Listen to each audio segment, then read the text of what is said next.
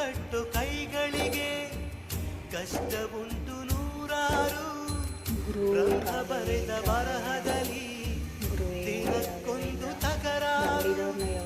ನ್ಯಾಯ ನೀತಿ ಧರ್ಮಗಳ ಹೆಚ್ಚಿ ನಡೆದವರಿಗೆಂದು ನಾಲ್ಕು ದಿಕ್ಕಿನಲ್ಲಿ ಕಾಣುರೆಲ್ಲ ನಮ್ಮೋರು.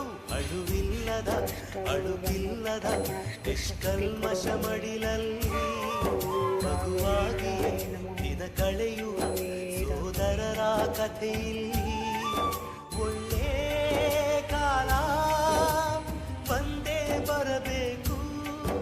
ಅಲ್ಲಿವರೆಗೂ ನಂಬಿಕೆ ಹೆಸರಲ್ಲಿ ನಗುತ್ತಿರಬೇಕು.